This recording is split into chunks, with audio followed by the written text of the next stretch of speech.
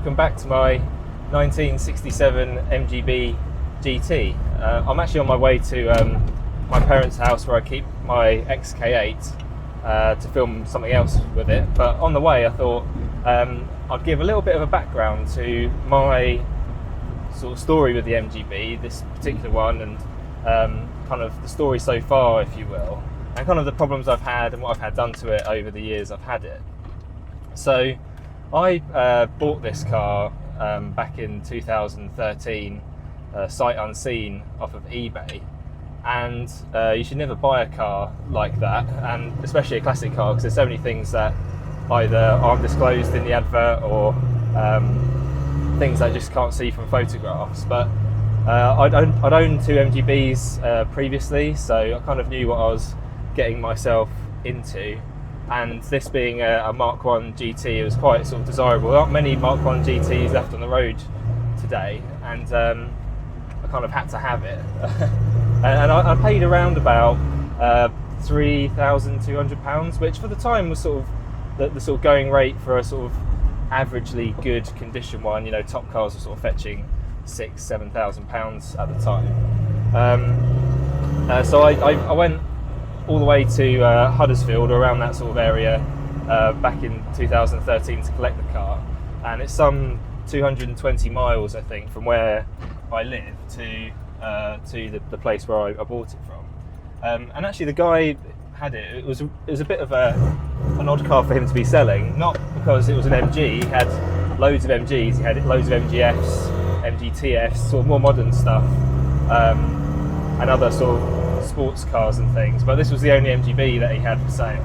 And when I saw it, I was really sort of mixed emotions, I suppose. I mean, on the one hand, I had this like lovely looking 1960s classic MG in front of me, and on the other hand, I could see sort of on close inspection there were a few little bits that needed doing to it, but nothing that sort of detracted from the overall appearance of the car, and it ran and drove fine. So me and my wife driving in convoy the 220 miles back, it did reasonably well 200 miles of the way.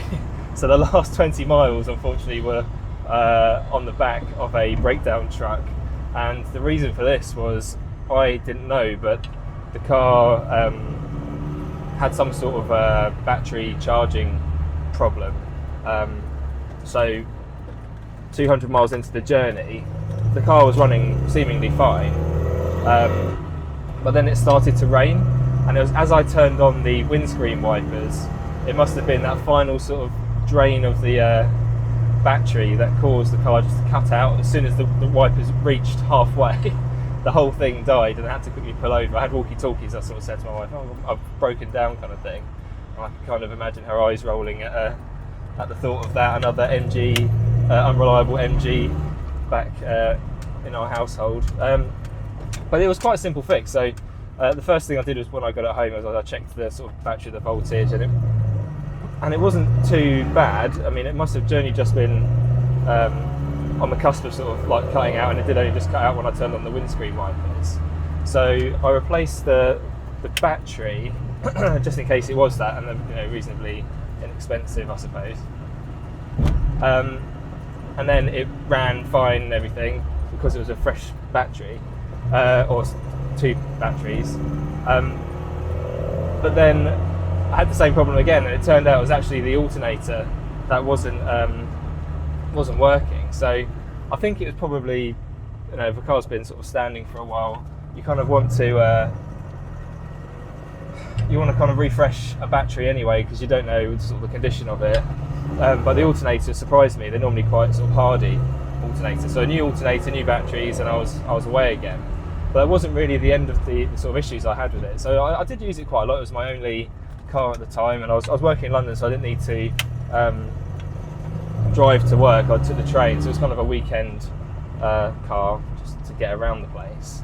But I did have an awful lot of trouble during the time, that particular period of time, with the ignition system. So as I've said in previous videos, the ignition system is not bad by design. It's actually the stuff you use to service the ignition, so the points and condensers and rotor arms, in fact, that sort of really vary in quality, and I just couldn't get a decent quality condenser, and just all the time it just would last maybe 50, 100, 200 miles, and then just coughing, spluttering, and then just couldn't get it started again. So eventually made the decision to go to electronic ignition, not the system I've got at the moment, but it was like a cheap like Power Spark or AccuSpark system, so it did the trick. It was like, you know, totally reliable after that, but probably not the most efficient ignition system you can get, because it doesn't have any sort of configurable stuff. And this car, having some modifications, needed something probably a bit more adjustable, so that's why I went for the 123 electronic ignition in the end. So as I mentioned, when I got the car, there were a few things that needed doing to it, namely sort of the bodywork. Really, it was a bit tired, and in the normal places, so the seams of the body panels that join onto other body panels were kind of going, and all around, like the windows and stuff, was corroded. The bottom of the car was fine, but it just, like, every single panel had something that needed sort of doing on it. So I took the decision to actually get the whole car resprayed. To save me money, I stripped the interior out myself, and I took it to a guy local to where my parents live, who they'd used in the past, to get it resprayed, and he did like a pretty good job, I think, of like the actual repairs. He used to work for MG back in the 70s, I think, so he knew his way around the MGBs, and he knew what to look for, like particularly the front wings. So I got 2 new front wings, and he was actually surprised to see how good condition the inside wing structure was, because at the top of this wing structure you kind of get a water trap, and they kind of rot from the top down, but that was all fine. So that was quite a relief, really, because that kind of adds to the cost and things like that. I also got new door skins, and I think that was it in terms of new parts, but the whole car was sort of like dressed and stuff, so all the rust ground down or cut out and replaced with new metal where it needed to be, and then resprayed in the original colour, Old English White, and that was that, and I was super pleased with it. Although since then, that being sort of 3 or 4 years ago, there are some bits that need redoing, because, you know, old cars rust. I mean, it's probably a little bit sooner than I would have thought, but yeah, that's just the ongoing maintenance, really. So after getting the car back from the body shop, the interior, as I said, was completely stripped, and the interior that I'd taken out was a bit tired. I mean, it was presentable, but, you know, the leather had little nicks in it, the carpets were sort of worn, and it wasn't the original interior anyway, and it was looking a bit sort of dated. So that's why I decided then to buy a whole interior retrim kit from Mirror Trim, which is a sort of established MGB interior company, and I redid the seats all myself, by taking all the old interior parts off the frame and refurbishing the mechanisms and stuff like that, and then putting all the seat covers, foams and backs and all the rest of it on to finish it, and then the same for the rear seat and the carpets as well. I did the carpets myself, which is hugely satisfying, actually. Like, sitting in the car and looking at the interior is where you spend most of your time when you're using the car, and I'm actually super pleased with the results. Some of the trim panels were quite fiddly to fit, so these door cards are a little thicker than the originals, so when I first fit the door wouldn't shut, but they've compressed over time and it's fine now. But I love it. I love the interior colour. I'm glad I chose this sort of dark red colour in here. I think it really goes with the Old English White. So yeah, sort of a nicely, sort of not totally restored car, but a very sort of nice looking car after doing those things. But the engine itself was a rebuilt unit that the previous owner had, and it's still the same unit that I've got now, but things sort of wear out over time, and the next sort of malady to hit this MG was on a run to, it was like a farm or something. I was going there with wife and kids. They were in the family car, and I was taking this for just a bit of a spin. I was driving along, and I noticed that my oil pressure had gone to 0. I thought, oh, that's a bit weird. Normally it's up near, you know, sort of 70 PSI or whatever it is on there. I thought, oh, that's weird, and I was sort of tapping the gauge. I was like, oh, it can't be 0, that's just that can't be right. So I kind of drove for a bit further. I was like, oh, what if it is 0? So once it was only about a mile or so to the farm, and I should have pulled over way sooner, but I didn't. Got to the farm and opened the bonnet, and there was oil everywhere. And what had happened is that the oil cooler hose had popped off, like the join of the hose, like the attachment to go onto the engine block, and the actual hose itself had come undone, and the oil being pumped around the engine was just pumping all over the road, all over the engine bay, and I was running the car with no oil for a good sort of mile or so, and I was just completely sort of gutted. I was just thinking, that's the engine wrecked then. And I was trying to stay a bit positive, because I thought, well, at least that was an excuse to buy a fully reconditioned engine, and kind of got it taken to a local garage where they would kind of give their sort of appraisal of the situation, and luckily the guy on the phone said, oh yeah, your oil pressure is right down now, it wasn't what it was before, and I was like, oh, that means, you know, the engine's like wrecked, or, you know, whatever. And I kind of asked him, what oil did you put in it? And he'd put in some like modern oil, and I was like, oh yeah, put 2050 in it, which is what you need to put in these cars. I don't know why he didn't put it in to start with, and it was right back up to where it was before. So actually a lucky escape there, I think, and the car's been fine since then. So yeah, I mean, it was a bit sort of dramatic sort of breakdown. It wasn't really a breakdown, it was like, well, I had to stop.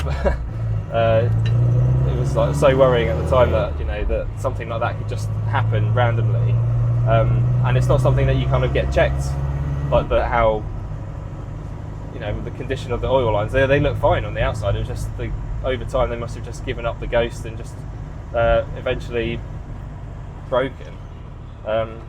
So yeah, I mean, I've replaced both of the oil cooler lines with brand new braided items.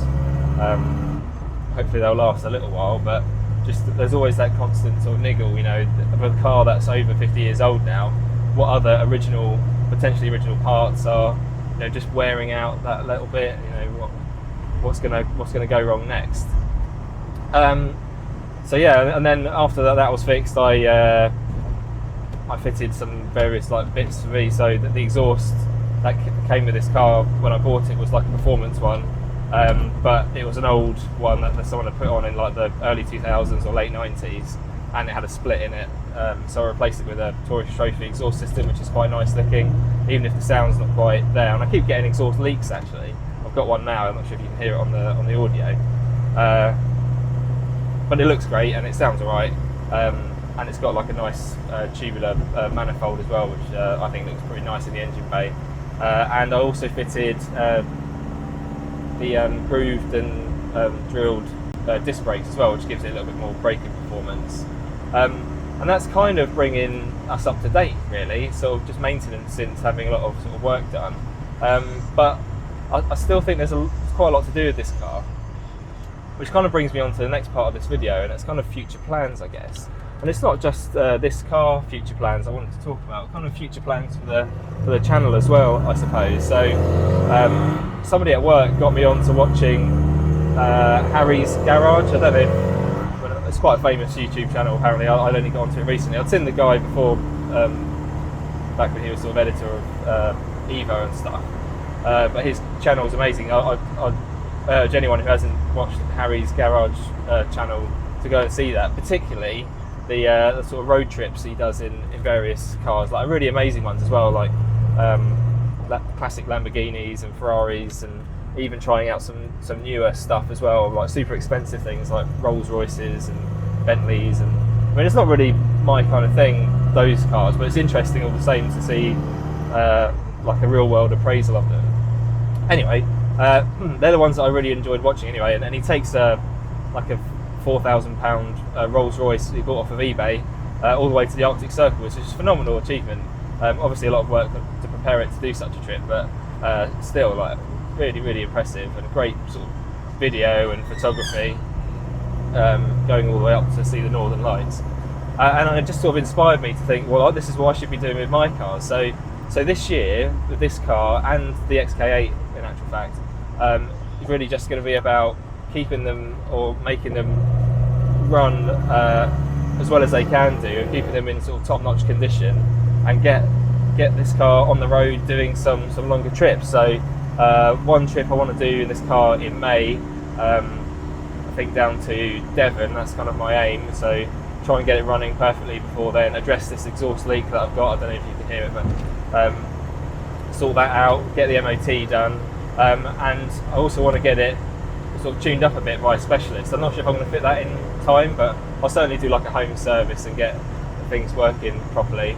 And also the diff as well. I don't know if I take my foot off the accelerator, I don't know if you can, it's a little bit of a clonk coming from the diff, and it's probably just a bit worn and stuff in there, so wouldn't mind getting that refurbished, making it a bit tighter, and just get this car running perfectly. So that's going to be the next couple of months, is really just getting this car sorted out, ready for that trip in May time, and on my way now to the XK8 to do some work on that to prepare it for a trip I want to do next week. So that's kind of the end of the video.